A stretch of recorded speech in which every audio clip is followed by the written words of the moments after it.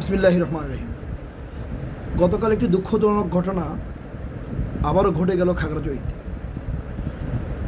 বিগত 18 সেপ্টেম্বর খাগড়াছড়িতে মামুন নামের একটি ছেলেকে, মামুন নামের একটি তরুণকে বাসা থেকে ডেকে এনে চুরির অপবাদ দিয়ে, চুরির মিথ্যা অপবাদ দিয়ে হত্যা করা হয় এবং দুর্ভাগ্যজনকভাবে ওর হত্যাকাণ্ডে স্পষ্ট ভিডিও ফুটেজ থাকলেও দেখা যাচ্ছে তার হত্যাকাণ্ডে আসামি করা হয় 3 জন বাঙালিকে। তার মধ্যে একজন বাঙালি হচ্ছে সে ইউপিডিএফ গণতান্ত্রিকের সে কালেক্টর শাকিল নামের একটা ছেলে। সে মামুনকে রাতের বেলা ঘর থেকে ডেকে নিয়ে যায়। আর বাকি যেই দুজন, সে দুজনের মধ্যে একজন হচ্ছে খাগড়াছড়ি জেলার সদর পৌরসভার সাবেক পৌরসভার মেয়র, সাবেক আওয়ামী লীগের নেতা মেয়র মোহাম্মদ রফিকুল ইসলামের বিরুদ্ধে এবং তার আপন ছোটো ভাইয়ের বিরুদ্ধে। অথচ 5ই আগস্টের বিপ্লবের পরে মেয়র রফিক এবং তার ছোটো ভাই বিভিন্ন হয়রানির আশঙ্কায় খাগড়াছড়ি ত্যাগ করে। তাদের কোনো সংশ্লিষ্টতাই ছিল না, কিন্তু দুর্ভাগ্যজনকভাবে তাদেরকে ওই মামলা আসামি করা হয়। আর যারা মামুনকে পিটিয়ে হত্যা করেছে, ভিডিও ফুটেজে এবং যে ভিডিও ভাইরাল হয়েছে ফেসবুকে, সে ভাইরাল ভিডিওতে দেখা যাচ্ছে উপজাতীয় সন্ত্রাসীরা তাকে পিটিয়ে হত্যা করল, কিন্তু তাদের কারো বিরুদ্ধে কোনো মামলা হলো না। এই দুর্ভাগ্যজনক ঘটনা ঘটতে না ঘটতেই গতকালকে খাগড়াছড়ি টেকনিক্যাল স্কুল অ্যান্ড কলেজের একজন শিক্ষককে পুলিশের উপস্থিতিতে উপজাতীয় কতিপয় সন্ত্রাসী যুবক, উপজাতীয় যারা নিরীহ দাবি করেন নিজেদেরকে বলেন যে তারা খুব নিরীহ, তারা খুব নির্যাতিত, তারা পার্বত্য এলাকায় বসবাস করতে পারছেন না বাঙালিদের জন্য, তারাই গতকালকে সেই শিক্ষককে পিটিয়ে হত্যা করে। অভিযোগ, শিক্ষক নাকি 7 বছরের এক কন্যা, এক শিশুকে ধর্ষণ করেছে। আমি একটু তদন্তে যখন গেলাম, 2021 সালে এই ধরনের ঘটনাটা ঘটে, তার বিরুদ্ধে একটা এলিগেশন আনা হয়। সেই এলিগেশনে মিথ্যা allegation, Khagrachhari technical school and college যাতে কোনো বাঙালি টিচার থাকতে না পারে সেজন্য সেই এলিগেশনটা আনা হয় এবং সেই এলিগেশনটা এনে তার বিরুদ্ধে একটা মিথ্যা মামলা করা হয়। সেই মামলাতে সে দীর্ঘদিন জেলে ছিল এবং সর্বশেষ সে মামলা থেকে খালাসও পায়।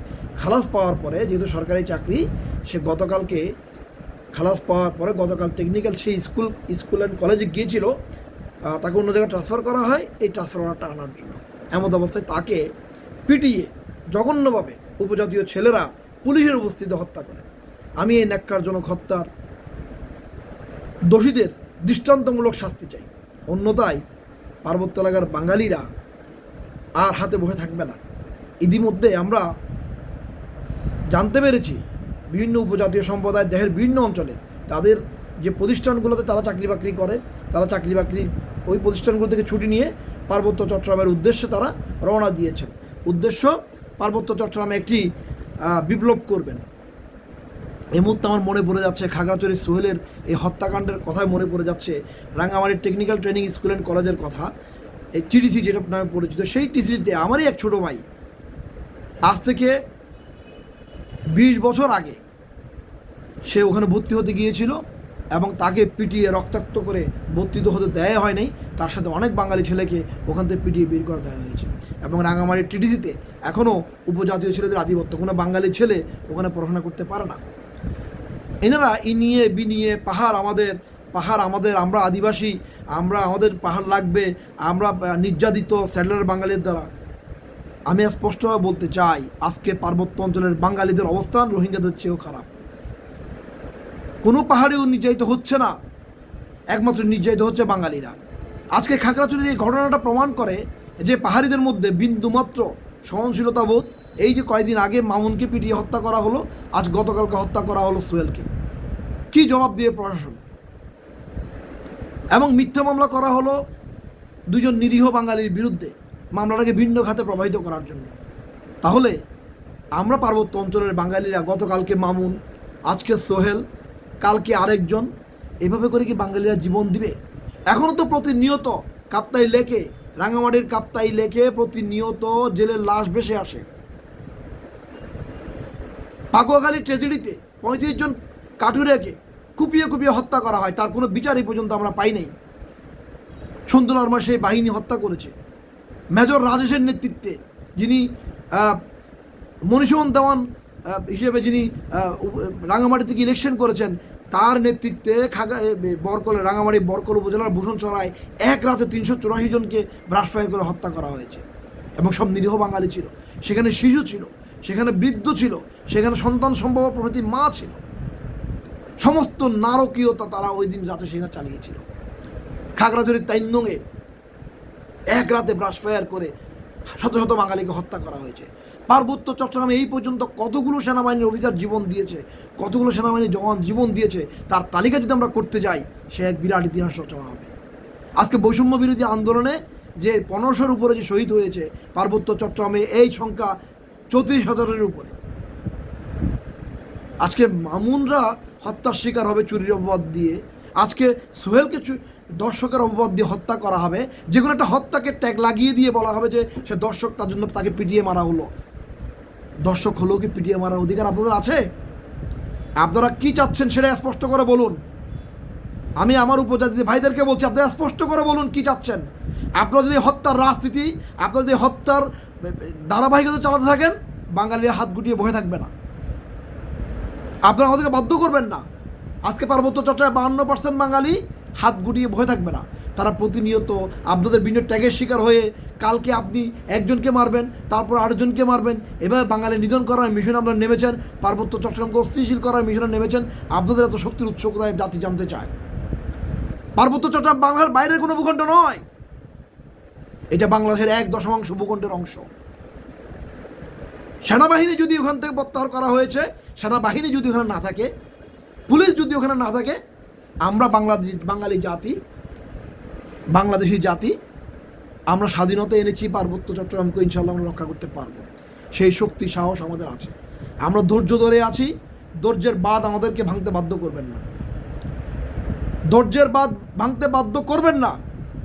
আপনারা যারা উপজাতীয় নেতৃবৃন্দ আছেন, তাদেরকে স্পষ্টভাবে আমি আহ্বান জানাতে চাই, আমরা শান্তিপ্রিয় জনগণ, আমরা শান্তিপ্রিয় বাঙালি জনগণ, আমাদেরকে শান্তিতে থাকতে দেন।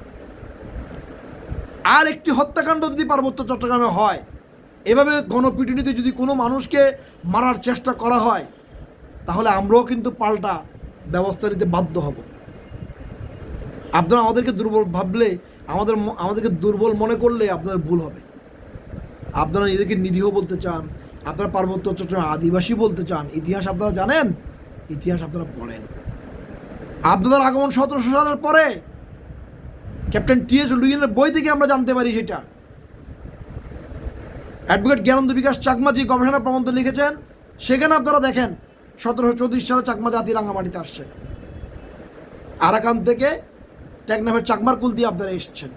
আপনারাই হচ্ছেন পার্বত্য চট্টগ্রামের সেটেলার, আমরা নই। আমরা এদেশেরই আদিবাসী নাগরিক, আমরা এদেশেরই ভূখণ্ডের বাসিন্দা। এই দেশ আমরাই রক্ষা করেছি। স্বাধীনতা যুদ্ধের সময় আপনাদের ভূমিকা কী ছিল জাতি জানে। 1971 সালে রাজা ত্রিদিব রায় পাকিস্তানের সমর্থনে পাকিস্তান চলে গিয়েছিলেন। তিনি আজীবন বাংলাদেশে আসতে পারেননি। তার দাফন কাফন পার্বত্য চট্টগ্রামে হয়নি, তার দাহ করা হয়েছে পাকিস্তানে। তিনি আজীবন পাকিস্তানের মন্ত্রী ছিলেন। আমরা সেই ইতিহাস ভুলিনি। সেই রাজাকারের সন্তান ব্যারিস্টার দেবাশিস রায় এই পার্বত্য চট্টগ্রামে সব কিছু উস্কে দিবেন, আর আমরা চুপ করে বসে থাকবো, তা হতে পারে না। আপনারা একের পর এক হত্যার হোলিকালায় মেতেছেন। আপনাদের তরুণ যুবকদেরকে সাবধান করেন। আইন হাতে তুলে নেওয়ার যে দৃশ্যতা আপনারা দেখাচ্ছেন, পার্বত্য চট্টগ্রামে আইন শৃঙ্খলা পরিস্থিতি অবনতি করার জন্য যে চেষ্টা আপনারা করে যাচ্ছেন, নতুন একটি সরকারকে তাদের লক্ষ্য উদ্দেশ্য থেকে বিচ্যুত করার জন্য পার্বত্য চট্টগ্রামে আপনারা আদিবাসী করে স্বাধীন করে ফেলবেন, যে ষড়যন্ত্র আপনারা শুরু করেছেন, সেটা আমরা জানি। তো আপনারা বোকার স্বর্গে বাস করতে পারেন, আমরা নই। আপনারা আপনাদের বাচ্চাদের স্কুল কলেজে যেতে নিষেধ করে দিয়েছেন। আপনারা চুপি চুপি ষড়যন্ত্র করছেন। আপনারা কেএনএফ প্রতিষ্ঠা করেছেন, আপনারা ইউপিডিএফ প্রতিষ্ঠা করেছেন, এখনও অস্ত্র জমা দেননি শান্তি চুক্তির পর থেকে। 1997 সালের 2 ডিসেম্বর সন্তু লারমা উপজাতীয় জনগণের নেতা হিসেবে, নিজেকে উপজাতীয় হিসেবে স্বীকৃতি দিয়ে সেই চুক্তি স্বাক্ষর করেছেন। আজকে এত বছর পরে এসে আপনারা আদিবাসী হতে চাচ্ছেন। আপনাদের ষড়যন্ত্রকে আমরা বুঝি না মনে করেছেন? আমরা বুঝি। পার্বত্য চট্টগ্রামের সকল ষড়যন্ত্রের উৎসমূল কোথায় সেটা আমরা জানি। আমি বাংলাদেশ সরকারের কাছে, ডক্টর ইউনূস সরকারের কাছে উদাত্ত আহ্বান জানাতে চাই, পার্বত্য চট্টগ্রাম দিয়ে মনোযোগ দিন, ওখানে সেনাবাহিনী ডিপ্লয় করেন। যেসব ক্যাম্প থেকে সেনাবাহিনী প্রত্যাহার করা হয়েছে সন্তু লারমার দাবির প্রেক্ষিতে, সেসব ক্যাম্পে আবার সেনাবাহিনী আপনারা নিয়োগ দেন। সেনাবাহিনী বহাল করেন, কারণ সন্তুল লারমা তার কথা রাখে নাই। সন্তুল লারমার সাথে একটিমাত্র চুক্তি বাংলাদেশ সরকারের ছিল যে পার্বত্য চট্টগ্রামে শান্তি শৃঙ্খলা ফিরে আসবে, পার্বত্য চট্টগ্রামে কোনো অস্ত্রবাজ থাকবে না, কোনো অস্ত্রের ঝনঝনানি থাকবে না, কোনো মানুষ হত্যা হবে না। আমরা শান্তি চুক্তি করেছিলাম শুধুমাত্র সেই একটি শর্তের বিনিময়ে, কিন্তু সন্তুল লারমা তার সেই শর্ত পালন করতে পারেননি। সুতরাং রাষ্ট্রের সময় এসেছে এই শান্তি চুক্তিকে বাতিল করে দিয়ে সন্তুল লারমাকে এবং তার যে দোসর যারা আজকে পার্বত্য চট্টগ্রামকে অস্থিতিশীল করার চেষ্টা করছে তাদেরকে গ্রেফতার করে আইনের আওতায় আনা। আপনারা কি শুরু করেছেন? যে কোনো কাউকে দর্শক ট্যাগ দিয়ে, যে কোনো কাউকে চোর ট্যাগ দিয়ে আপনারা হত্যা করে যাবেন আর দেশের মানুষ ভয় থাকবে? আর যদি পার্বত্য অঞ্চলে কোনো একটি লাশ পড়ে, আমি স্পষ্ট ঘোষণা দিতে চাই, আপনাদেরকে চট্টগ্রাম থেকে শুরু করে বাংলাদেশের কোনো অঞ্চলে কোথাও আপনাকে চাকরি বাকরি করতে দেওয়া হবে না। আজকে এটা আমার ঘোষণা পার্বত্যবাসীদের প্রতি। আপনারা কোথাও শান্তিতে থাকতে পারবেন না, আপনাদেরকে বাংলাদেশের কোনো অঞ্চলে আমরা শান্তিতে থাকতে দিব না। এই দেশ আমাদের, মুক্তিযুদ্ধ করে স্বাধীন করে দেশটা আমরা স্বাধীন করেছি, আর আপনারা ছিলেন রাজাকার ত্রিদিব রায়ের অনুসারী। 1971 সালে রাঙ্গামাটিতে আপনারা পাকিস্তানের পতাকা উড়িয়েছেন, আর 1948 সালে উড়িয়েছেন ভারতের পতাকা। আপনারা আজীবনের রাজাকার ছিলেন। 1972 সালে সেই শান্তি কমিটি যারা ছিল, রাজাকার কমিটি, সেই শান্তি কমিটিকে আপনার শান্তি বাহিনীর নাম দিয়ে সেই অস্ত্রধারী সেই দুর্বৃত্তদেরকে আজকে রাজনীতিতে পুনর্বাসিত করেছেন। আপনাদের ইতিহাস আমরা ভালো করেই জানি। আমি আপনাদেরকে হুঁশিয়ার করতে চাই, আর যদি একটা ঘটনা পার্বত্য চট্টগ্রামে ঘটে, তাহলে চট্টগ্রাম, ঢাকা, রাজশাহী, খুলনা, গাজীপুর, যেখানে যেখানে আপনাদের এইসব কুলাঙ্গাররা আছে, প্রত্যেকটা জায়গায় আপনারা প্রতিবাদের শিকার হবেন। আপনাদের ছেলেমেয়েরা নিরাপদ থাকবে না বাংলাদেশের কোনো অঞ্চলে। আমি দেশবাসীর কাছে সে আহ্বান জানাতে চাই, আমাদেরকে আর বাধ্য করবেন না। নতুন একটি সরকার এসছে, সরকারকে সহযোগিতা করুন, এই সরকারকে আপনারা সহযোগিতা করুন। পার্বত্য চট্টগ্রামকে অস্থিতিশীল করার চেষ্টা করবেন না। আপনারা পার্বত্য চট্টগ্রামকে অস্থিতিশীল করার জন্যই একের পর এক হত্যাকাণ্ড ঘটিয়ে যাচ্ছেন। আপনারা কি মনে করেছেন সম্প্রীতির নাম দিয়ে আপনারা আমাদেরকে আটকে রাখবেন, আর আপনাদের কোনো কিছু হলে বিচার চাইবেন, পার্বত্য চট্টগ্রাম অস্থিতিশীল করবেন? পার্বত্য চট্টগ্রাম বাংলাদেশের বাইরের অংশ নয়, এটি বাংলাদেশের একটি 1.5 অঞ্চল। আপনাদের হাজার হাজার লোক সমুদ্রে চাকরি করে, আপনাদের ছেলেমেয়েরা ঢাকা বিশ্ববিদ্যালয়ে পড়ে, কোটার বদলতে পড়ে, আমরা তাদেরকে চিনি। আমরা এখন থেকে তালিকা করা শুরু করব। পার্বত্য চট্টগ্রামে যদি কোনো মানুষের উপর হামলা হয়, কোনো বাঙালির উপর হামলা হয়, আপনারাও কিন্তু নিরাপদ থাকতে পারবেন না। স্পষ্ট দ্ব্যর্থহীন ভাষায় এটা বলে দিলাম। আসেন, চ্যালেঞ্জ করেন। আর যদি কোনো সেনাবাহিনীর উপর হামলা হয়, আর যদি কেএনএফ যদি কোনো ধরনের গন্ডগোল করে, ইউপিডিএফ যদি কোনো গন্ডগোল করে, আর যদি সন্তুল লারমার কোনো বাহিনী যদি গন্ডগোল করে, কোনো উপজাতির সন্তান যদি কোনো বাঙালির গায়ে টোকা দেয়, আজ থেকে আলটিমেটাম দেওয়া হলো আপনাদেরকে। আমরা কোনো প্রশাসনের তোয়াক্কা করব না, আমরা রাজপথের সৈনিক। সমতলে আপনাদেরকে শান্তিতে থাকতে দেওয়া হবে না। আসেন, চ্যালেঞ্জ গ্রহণ করেন। দেশকে অস্থিতিশীল করার চেষ্টা আপনারা করবেন না, ধৈর্যের বাঁধ আর ভাঙার চেষ্টা করবেন না। কি শুরু করেছেন আপনারা পার্বত্য চট্টগ্রামে? একটা নিরীহ শিক্ষককে, সে দর্শক হলো, তার বাঁচার অধিকার আছে। দর্শকের ট্যাগ দিয়ে আপনারা পিটিয়ে মেরে ফেলবেন একটা লোককে। খাগড়াছড়িতে আপনারা গতকালকে যে তাণ্ডব চালিয়েছেন, শুধু শিক্ষক সোহেলই নয়, তার সাথে আরও আপনারা 20-50 জনকে দা দিয়ে কুপিয়ে, কান্টা মেরে, গুলতি দিয়ে আহত করেছেন। আপনারা কি ভেবেছেন? আপনারা পার্বত্য চট্টগ্রামের আদিবাসী নন, পাহাড় আপনাদের নয়, পাহাড় আমাদের বাঙালিদের, বাংলাদেশিদের। আপনারা বাংলাদেশি হতে না পারলে বাংলাদেশ থেকে চলে যান। আপনারা আপনার দাদার বাড়িতে চলে যান। আপনার দাদার বাড়ি আরাকান, চীনের ইউনান প্রদেশ। নৃতাত্ত্বিকভাবে এটা প্রমাণিত। পার্বত্য চট্টগ্রামে আপনারা কখন প্রবেশ করছেন সেটার ইতিহাস লেখা আছে। সুতরাং আপনাদেরকে স্পষ্টভাবে বলতে চাই, সাবধান হয়ে যান। পার্বত্য চট্টগ্রামে অস্থিতিশীল পরিস্থিতি সৃষ্টি করার চেষ্টা করবেন না। আপনাদের কাছে অনুরোধ, আমরা সম্প্রীতি চাই, আমরা কোনো সাম্প্রদায়িক দাঙ্গা চাই না। কিন্তু একবার যদি আপনারা আগুন লাগানোর চেষ্টা করেন, এই আগুনে কেউ রেহাই পাবেন না। ধন্যবাদ সকলকে।